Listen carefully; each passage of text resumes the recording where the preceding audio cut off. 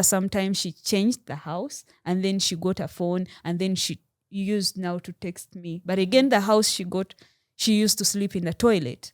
Oh, my God. In the toilet? Yeah. And it's super hot over there. But why was she sleeping in the toilet? Because some Arabs are that bad.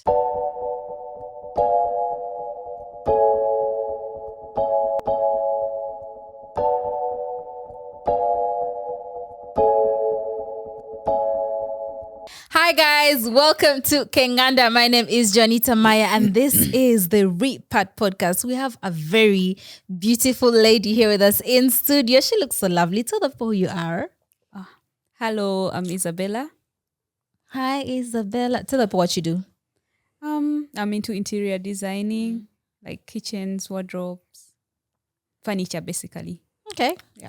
Oshay, for those who don't know you. I want to say that she's very beautiful, but you guys are going to say I'm hitting on the guests and I'm so thirsty.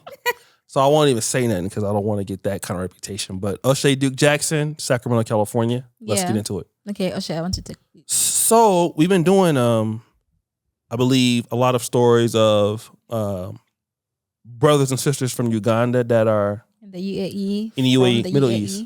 Mm-hmm. And this young lady, she messaged us to tell her story. No, you're the one that was replying, right? Yeah, she messaged us on Instagram. Shout out to the social media team. They showed me the message. I got her number and then I reached out and she said she had some interesting stuff to tell us. Okay. Yes. So you were in Oman, right? Yeah, I was. Okay. Just before we kind of get into that, why did you want to go to the Middle East? For me, I didn't really have a clear reason why I left. Mm-hmm. For the biggest part, I was done with high school. I was supposed to go to university, but then my dad had other responsibilities. Like I'm from a family of 7. Okay. So he was like having my sister at university, others in high school. So he was like, you're going to wait until your sister finishes university. That's 3 years. Then you also go. So I was just like, what am I going to do with my life? Mm-hmm. You know? So then I was working somewhere at the time, and then I had someone tell me like he knows people who take girls to work in the Middle East. Okay. In 2016, there were not so much stories about what was happening there. Okay. Not a lot of people were going. So I picked interest because I didn't know what my life would be in Uganda without like school, I was just having so many questions. So many questions. Yeah. So there are other countries, Qatar, Saudi Arabia, UAE, but why Oman in comparisons to the other ones? Usually when they're connecting you to people who take you to like the Middle East, they have specific countries. So at the time, the person I knew, the person he connected me to was only taking girls to Oman, specifically Oman. He wasn't taking to Saudi Arabia. He wasn't taking to Dubai. He wasn't taking anywhere apart from Oman. Okay. Yeah. Did you have to pay a fee? At the time, yeah, he asked me if I have a passport. So if you have a passport, I think I paid something like 600,000. Yeah. But still, if you didn't have it, I later found out that some girls were there and they didn't even pay it. Wow. Yeah. Oh, okay. You said you're among the first girls to go to Oman. That's what caught our interest. Because what do you mean you're among the first girls to go? I think girls started going to the Middle East around 2012, 2010. But before they were going to Dubai, but these other countries like Saudi Arabia, Oman, they started going like in the late 2013. Yeah. Yeah. So I went in 2016. So there was not so much girls going at the time. To Oman. Yeah. To Oman, actually. I met a lot of Ethiopians there, but I didn't meet so many Ugandans who had been there for a long time. No, they were all new. Yeah. Yeah. Yeah.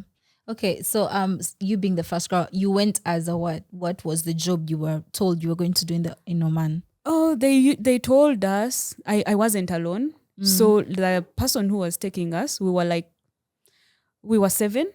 So he told us what we are going to do. We were going to be like housemaids, and what we are going to like be doing, of course, housework. But we didn't know the magnitude of the housework. Yeah, because when you're in Uganda, you think, oh, housemaids, Sweeping the house, that's it. cleaning, mopping, that's easy. So I, for one, didn't know the magnitude of the work. Yeah. Okay. So That's very similar to what Posha said. Yeah. Let me when you say the magnitude of the work, can you go into detail? yeah, like to take you back, we were 7. So we had to pass through Kenya because, of course, Uganda at that time was not taking girls to Oman for some reason. And we had to pass through Kenya and then go to Oman. So we were 7. I last saw all those girls at the airport when we reached Oman. I last saw, like, that's when I last saw them because everyone was being picked. The moment you reach, they take your passport and someone picks you up. So I reached the office in Oman, and the owner of the office was an Arab. Then he had his wife's sister is the one who wanted someone. Yeah. So then as soon as I reached, I didn't even see the office. As soon as I reached, the man was already waiting for me. Like is it brother-in-law? Yeah, the brother-in-law. He was already waiting for me. So as soon as I reached, he took me to their home. Yeah. And then it was like a very huge mansion. Yeah. How many floors? 2, just 2. But it was, of course, very big. Yeah. And the good thing, they had only 2 kids, 2 young kids. Yeah. Okay. So that was good for me. Yeah. Okay. So 2 kids. How many bedrooms do you believe were in the house? Let me see, down around 8. Oh my God. Yeah, 8. So take us through your day. So you get up, what time? What time are you cleaning? What are you doing during the day? The time changes according to the season. I reached in Ramadan. Oh yeah, everyone talks about Yeah, Ramadan. I Okay. reached in Ramadan, but the good thing, she had not yet trained me to do, like, to cook their food or to do this and that. So I didn't really have to do a lot. So in Ramadan, I usually had to stay up late because she had to like make sure I'm around. That when she's cooking, she used to start cooking at around midnight. And then by around 2, she's done. That's when I will go to bed. They wake up to eat at 4. Then I had to wake up at around 7. Yeah. So in Ramadan, they sleep longer because sometimes they are not even working. So I had to wake up at around 7, mop, make breakfast. But if it's Ramadan, I just wake up, mop, and try to dust around, like thorough cleaning. Yeah. Cleaning the fan, cleaning the walls, cleaning the AC, cleaning everywhere, everything. So, yeah, then there's no lunch. What do you mean there's no lunch? In Ramadan. But they had, of course, young kids. So sometimes I just had to cook for me and the kids. Yeah. And I like the fact that they respected that I wasn't a Muslim. Okay. So yeah, I told her I'm not fasting. I'm not a Muslim. Then she was like, okay, so you can eat together with the kids. Yeah. So okay. I would make something for me and the kids. So she speaks English. She was a teacher. Oh wow. Okay. Yeah, she Like was an a English teacher or something? No, not an no. She was just a teacher. She was just a teacher. Yeah. Speaking of eating, when we had Posha on the show, she said when you're a Kadama or when you're working in the UAE, you become a thief because you have to find ways to get some things because apparently the bosses are not giving you certain things. I think houses differ because like mine was a small family and they always had everything around, and actually they were a bit well off. Okay. Yeah, so the lady was sometimes like that, especially when she had like visitors and there are many. So you cook together and there's so much food. But then when it comes to serving, she'll take it all. And then you've been working since morning. But by the time like you've cooked and everything is ready, she'll pack all the food, put it on the plate. She won't leave for you anything. Wow. Yeah, then after they've eaten, then she will be like, Isabella, this is what is left. You can eat this. And then, but for food, I didn't really have to steal anything because they always shopped and everything was always there. Even when they're not around, they could make sure I have something, eggs, anything that I can eat. So what now I've heard different things like in Dubai. Seems like Oman and Saudi, the housemaid thing is big. People in Dubai are working different jobs. Sales, tech, seems to be a little bit more open. Security. Posha said 256 that she couldn't leave the house. Okay. And is that the case for you too? In Oman, it's worse. Oh. Yeah. Why? I couldn't leave the house. No one could leave the house. No one. No one. What do you mean no one? Even the Like, kids? I mean, like all the girls I knew. Like Kadamas couldn't the leave the Kadamas houses. couldn't leave the houses. Yeah, I could only leave if maybe I'm taking out the trash. And that's like, the gate is just, the trash is here and then the gate is there. Okay. Yeah. So if they wanted to go to the store, did they take you with them or? It depends because after some time, of course, in the beginning they wouldn't, but after some time, like in case you want something and maybe they have failed to understand it, they can take you to the store. But apart from that, no, you have to make a list. I need this, I need this, I need this. They'll go and buy it for you and then bring it. You don't have to go to the store for anything. Okay, so you didn't have any like fellowship with any other Ugandan girls or any other Africans that were there? Yeah, I could meet them. Oh, you could meet them yeah, like when you're could. walking out or something? No, not that way. But sometimes when you go to visit, so like my boss, the lady, she had a brother and he had a Ugandan. So I would see that girl when we would visit, like on Fridays.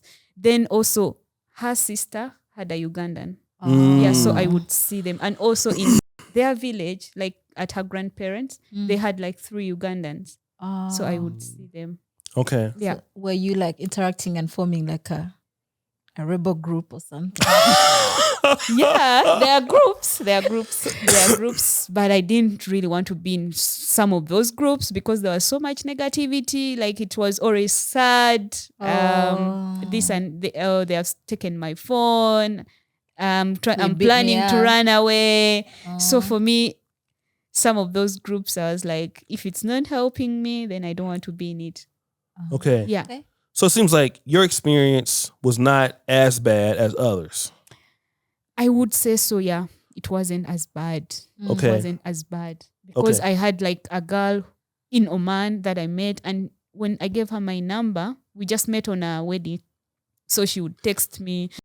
They would give her the phone just to call her parents once every week. What? Yeah. And then the boss, the man, would hit her. Like in case they are sending her, like, can you mop there? And then she's trying to walk, they would just slap her. So she was surprised when I was telling her, no, they have never hit me. No, I have a phone. She was like, what? What? Yeah, she was really surprised. So they're like, go mop. And she's going to go mop and they just slap her anyway. Yeah. They would. Was it just once or was it just... No, she how told did this girl me tell you these things at the wedding, or like when she get the opportunity to use the phone? Yeah, when she gets the opportunity to use the phone, she would tell me. Okay. Yeah, and actually after some time she changed the house and then she got a phone and then she used now to text me. But again, the house she used to sleep in the toilet. Oh, yeah. My God. In the toilet? Yeah. And it's super hot over there. But why was she sleeping in the toilet? Because some Arabs are that bad. They have a house and then they would make her like sleep in the toilet without an AC. Like, and some people, when they want to pee at night, they would come and be like, move, I want to pee. Step over. They step over. And she has to remove like her beddings and everything. And then someone uses the toilet and then she goes back to sleep. In the toilet, even though they have a big... Because it would seem to me, somebody who wants a maid from... If they're paying somebody, they're paying an agency. So they're paying another price, but you're getting a little bit of the money. So they would have to have money to be able to even afford something like you, which is a luxury. Some are poor. Some are poor with Ugandan maids. Yes. And they're very poor. Like they have a small house, 2 bedrooms. It's a family of, let's say, 12 people, 10 people. Big family. A big family. And they don't even have what to eat. they can get like one chicken and then they have to eat it like the whole. But they have a maid for But an they agency. have a maid, and maybe someone in the family is paying for this maid. It could be like they have a son and he's working, so he can be able to pay for the maid. Okay, I understand that. How much were you getting paid, like in Ugandan shillings? At the time, in Ugandan shillings, it was around 700,000, 600 to 700, depending on the rate. That's so about $200. About $150 to about $190 a month. Yeah.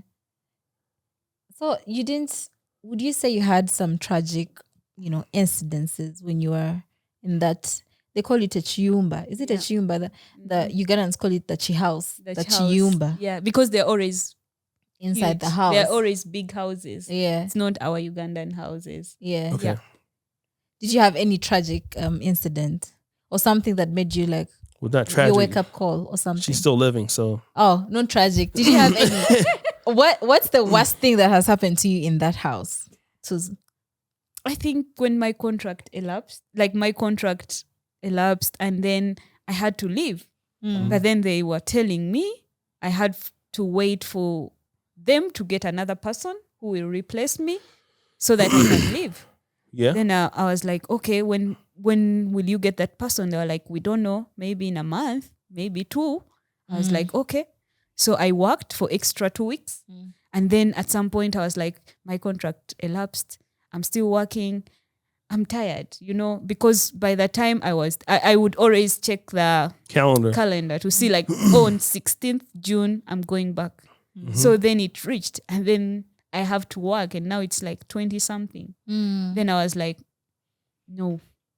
So I had to lock myself in the room for them to know that I'm really tired and I want to go home. I don't care whether they have to wait for someone. Okay, I could wait while not working. It's okay for me, but I had to work. So how did they respond to that? Couldn't they have just like killed you or something like that? Oh God. Yeah, like I had stories. So be careful with what you're eating because right now they may do something to you. So I try to make sure I'm not eating anything. Hold on. Because your contract was ending, you had to be extra careful with what you're eating. Yeah. Because they could poison you. They could. I lost a cousin in that way. Tell us about that. Yeah. What do you mean? So for her, she went to Oman in around 2019. And then her 2 years elapsed. She came back. And then she went back again. Oh. Because she had a kid here and she had some responsibilities. Yeah. So she went back. And this time she didn't go in a company. She just went with, she was just communicating to them directly. So then they bought her a ticket. She went back and worked. And after these 2 years, now there are 4 because after the 2 years, she came back for 1 month and then went back. So she worked for 4 years. So she had to come back after the 4 years. And then she was like, I'm not coming back. So the woman didn't take it well. Oh, hold on. She wanted to come back to Uganda and then for good. Your cousin was like, no? No, my cousin wanted to come back, but her boss, the woman, didn't want her to leave because they like the comfort. They don't want you as you, but now you know how to clean, you know how to cook, you know how things are done around the house. Yeah. Make life easy for them. Now they don't want to get someone else trained because they also have issues with maids adapting to them. So if they get someone and then that person can do the work well, that's it. So when she told the lady she's not coming back to Oman, she was furious. So then she was supposed to come back here. That was last year in December, around 14th. And then around 10th, they call us, like they call the mom, and then they're like, oh, she's here, but she's not feeling well. But everyone is counting that she's coming back on 14th. And this is now 10th. They're telling us she's not feeling well. Okay, then the mom was like, what's wrong? Can I see her on a video? Because she always video calls me. Can I see her? So the man was like, oh, she can't even talk. She's really badly off. And I took her to the hospital. They didn't see any issue with her. So we don't know what's happening. Then the mom insisted and she was like, I want to see her, whether she can talk or not. Just let me see her.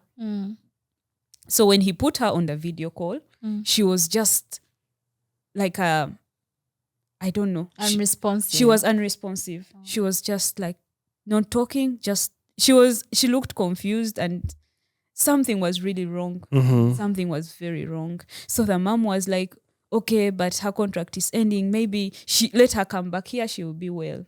And then the following day, 2 days, they were off only to text and say, oh, she's dead. What? Yeah. Through text. Through text. They text and they're like, oh, she's dead.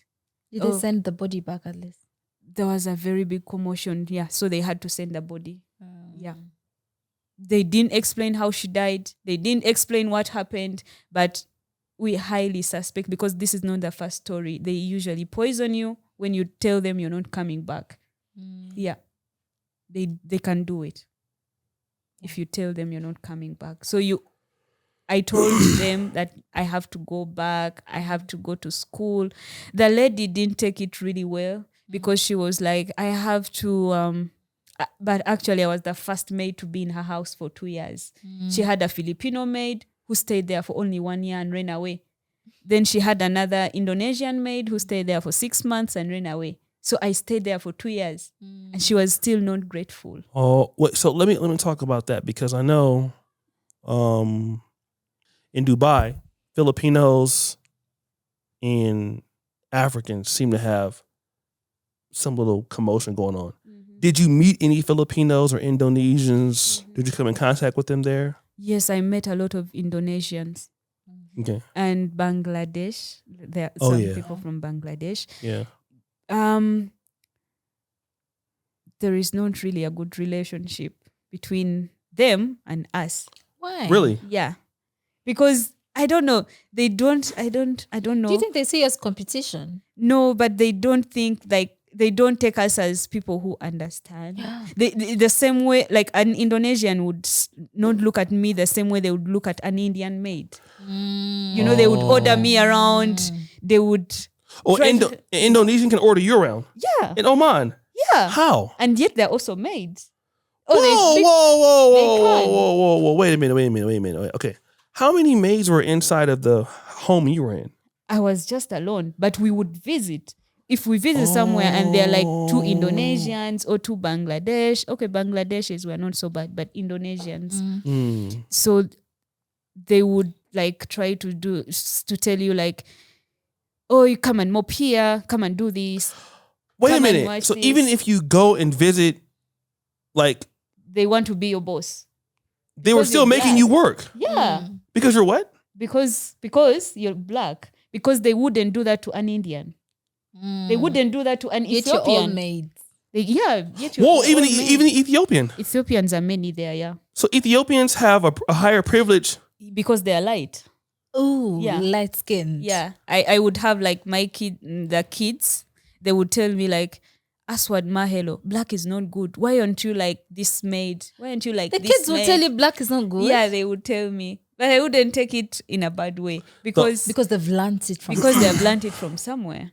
But most of the places, the relatives that my bosses had Ethiopian maids and Indonesians. So these kids had never been close to a black person. Yeah, so they would always tell me like, why are you black? Why are you not like this? Why are you not like this one? The other maid. Why are you not like the other maid? Yeah, they wanted you to be light skinned. They wanted me to be light skinned, like the Ethiopian maids at their sisters, at their nephews, cousins, their cousins. Yeah. But how did the Ethiopian maids? They treat you very nice? No, the Ethiopian maids were really good. They actually at some point, like when I had just gone, the work was really much, and I wanted to come back, like I couldn't. But then the Ethiopian maids I would meet, they were lovely. They would make it seem like it's okay because they were there for 8 years. 8 years? Yeah. 8, 6. They had been there for long. So they would tell me, no, don't worry. Do what you can. Oh, yeah. So they knew my boss even more than me. They would advise, like, your boss is like this. she likes this and this, so you try to do this and this. They were really nice. So they accepted the fact that they were also black too. Yeah. Yeah. I never felt anything different between me and them. No. They're always it's cool. that. Even in Poland. Shout out to the Ethiopians in Poland. They're always nice. No, those ladies really helped me. Always nice. They really helped me. Yeah. They made me actually change my mind because they told, like, I was always looking forward to meeting them because there's that loneliness. But every time I could know that I'm going to meet them, I was always so excited. Yeah. Yeah. I want to ask, if the kids would say black is not good, do you think the parents would also say that? Yeah, I think so, because after some time, I like kids. So kids, when you Kids like like them, you. they like you. So they would always want to be in my room, want to be around me, eat with me. The boy was like 5 years, and every time I was cooking, he was always in the kitchen. So sometimes when I'm eating, they want to eat with me. And then the mom is like, no. Like she would pull him away, like you can't eat with her and all that. Yeah. So But I do you think but they do you would but do you think if instill- you were Ethiopian she would allow it, or Indonesian? I think if you were light, yeah. It's just because you're dark skinned. Yeah, because you're dark skinned. But if you, because I would see the way they treat the Ethiopians and I would see the way they treat me. It was different. It was different. Yeah. Now, what did the husband do? The husband was a police officer. Oh. Thing. So he was known always home because he used to work in Qatar. He would go like for safari 1 week and then come back like just like that. So I'm gonna ask a question. I mean, that I've heard the maids that were there. Was there ever things that you've heard about the men in Oman trying to seduce the women that were from Uganda? Or Yeah, they do.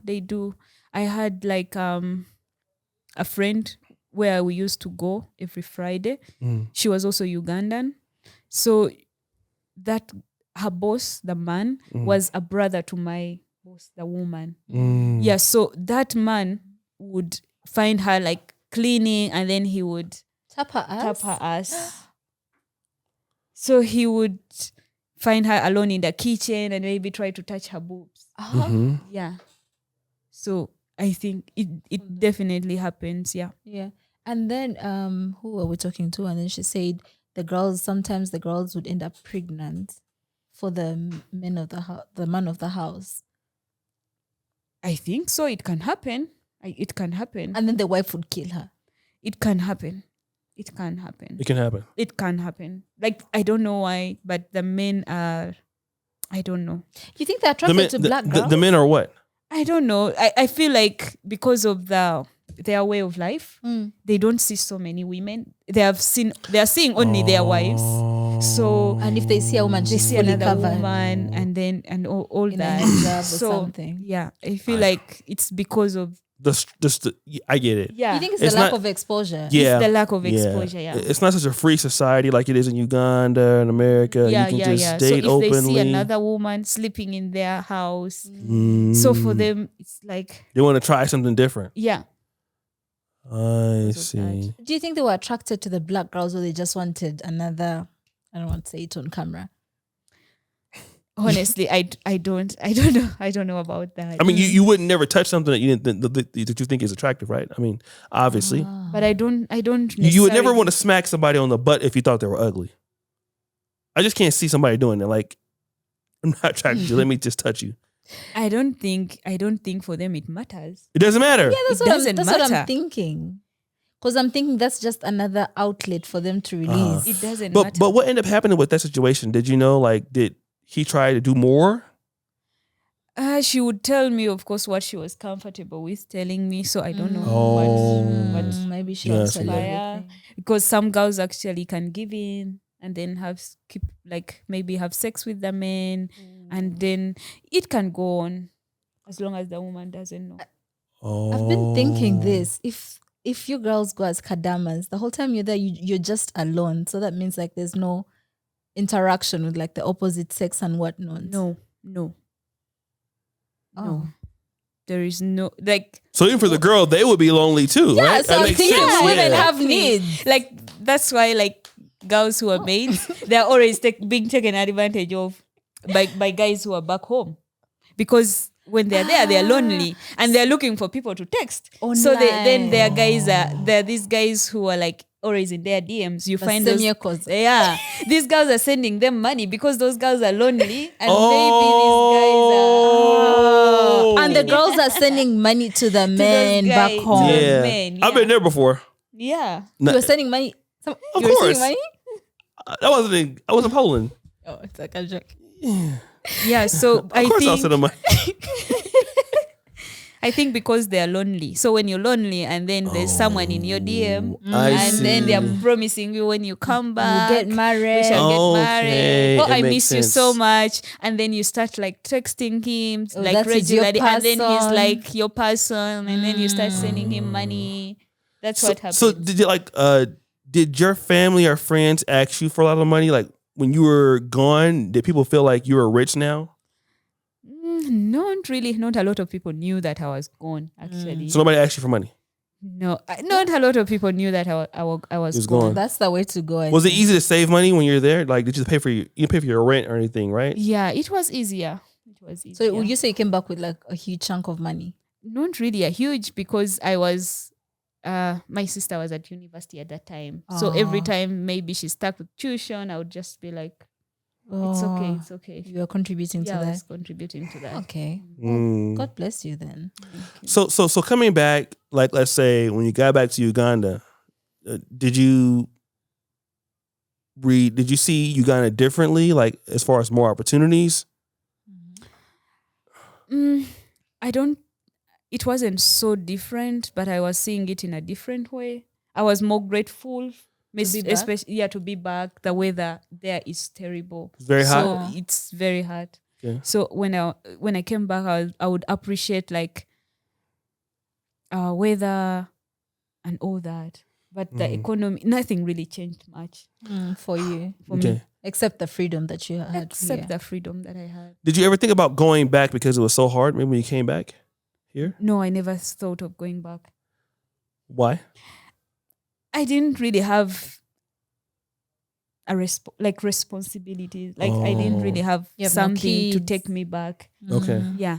So you say most times people who go back, it's because they have like they feel have like kids they need to provide Not for. necessarily kids, but maybe they don't have something here. There's no job. Like I had a friend, she was there. I met her there. She had a degree, and then she had looked for jobs like since 2012.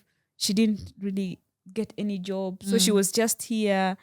She didn't have responsibilities, but she didn't have a business. She didn't really have anything here. Back here. Yeah. Yeah. Oh, okay. We were talking behind the scenes and you talked about how it's so lonely the other side. So you had time to like plan out your life. Yeah. Could you tell us more about that? So because for the biggest part there, you're always alone. Always, like you're always alone. Either working, if you're not working, you're in your room alone. So I used that time to figure out what I want my life maybe to be. Would I be in Uganda? If I'm in Uganda, should I go back? Should I go to university? If I go back, like that opportunity is still there. Should I? If I am to go back, what course? Okay, if not school, what am I going to do? Yeah, so I just tried to figure out my life. Plan it all out. Plan it. Okay. Yeah, we're soon wrapping this up. This is something you said behind the scenes. You said from with the friends you have, you see that there's so many Ugandans who stop other Ugandans from pursuing other jobs in the UAE. So fellow Ugandans want other Ugandans to be cleaners. Yeah, not only cleaners, but if you try to want something different, they look at you in a way like, how special are you? We know we have been in Dubai, we have been in Oman, we have been here like for this while. You've just come and then you want to be a nurse? Nurse, yeah. You can become a nurse in Oman. You can. You can. If you go in the right way, yeah. I saw black nurses and they were like Nigerians. Wow. They were Nigerians. But Ugandans are not. I didn't see Ugandans. But Nigerians. But Nigerians. But she also said the reason why is because if you wanted to be a nurse in Oman, a fellow Ugandan would tell you, why do you want to be a nurse? Be a cleaner. is the point she I was think trying to that say? happens more in Dubai. Oh, in Because Dubai. in Dubai there are more opportunities. There more are more jobs. opportunities, more jobs. So if you come up with a job that's not done by most people, there's so many discouragement. That's why you left the WhatsApp group, because of so much discouragement. Yeah. Is there a lot of people hating on you? Like, They don't necessarily hate on you, but they discourage you, and then you can drop your dream or your goal. If you go to Dubai specifically to be like in real estate, there are so many opportunities, but they will be like, that is not a job for Ugandan.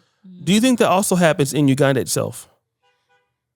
In Uganda, I don't think it happens a lot here. Okay. Yeah, I don't think so. But there are like some communities abroad that are formed, and then everyone who comes, because that's what they know, they take you in that direction. Yeah, so if you try to go the other way, or if you come with a different mindset, I see. it's like no one knows about it, so they will just discourage you.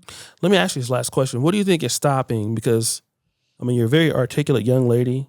Seems like you can do anything in the world that you want. What is keeping Uganda from developing, where people can develop the country?